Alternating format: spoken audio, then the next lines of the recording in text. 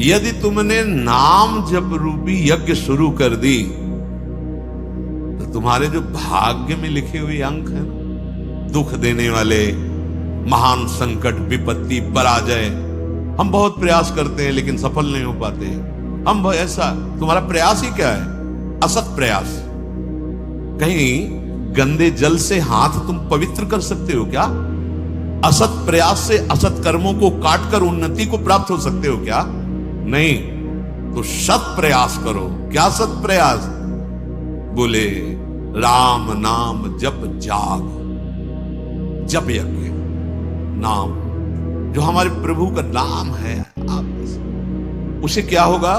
बोले तुम्हारे पहला काम करेगा, भाग्य पलटेगा तुम्हारा। जो तुम्हारा भाग्य बन चुका है ना, महान दुख भोगना, बार बार क्लेश, अशांति, ये नाम जब तुम्हें प्रदान करेगा।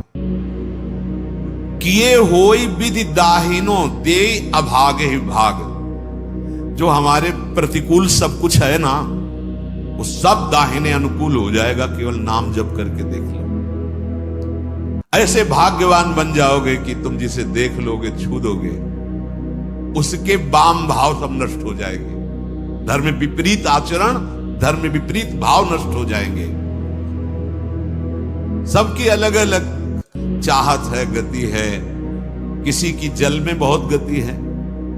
अब तैरना नहीं आता तो आपका शरीर पूरा हो जाएगा जल में, लेकिन मछली, कछुआ, मगरमच्छ, इनकी तो गति है, उसी में आनंदित रहते हैं। किसी की पृथ्वी में गति है, किसी की आकाश में गति है, पर मेरे जैसे की गति तो एकमात्र केवल नाम गति है। समझो, भाव कह रहे हैं कि जैसे जलचर जीव जल में ही केवल सुखी रहता है, थलचर थल में, वायु वाला वायु में, तुलसी का सुख क्षेत्र तो केवल नाम है, नाम।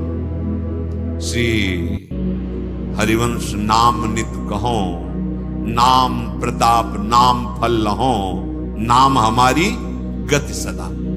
यदि तुमने अपनी जिह्वा से हरिनाम जप नहीं किया तो जितनी अनुकूलता लिखी भी है वो सब प्रतिकूलता में बदल जाएगी।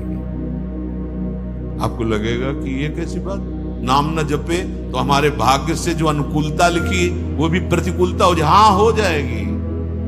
भगवत विमुख की प्रत्येक अनुकूलता प्रतिकूलता से भी भयानक दुख देने वाली होती है, और भगवत सन्मुख की प्रत्येक प्रतिकूलता करोड़ों अनुकूलताओं से भी बढ़कर सुख देने वाली होती है। बढ़ के प्रसंग देख लेना, श्रीमद् भागवत में समंतक मणि का प्रसंग, सत्यराजित का। भारी अनुकूलता समंतक मणि मिली और श्री कृष्ण से विमुख हैं तो दोनों भाई मारे गए और हाथ कुछ नहीं लगा। भारी अनुकूलता, भारी प्रतिकूलता में है, यदि भगवत विमुख हो तभी तो। जिसको लगता है कि मैंने जीवन में बहुत कुछ प्राप्त किया, यश, मान, सम्मान, प्रतिष्ठा, रुपया, पैसा, ये क्या है, क्या है?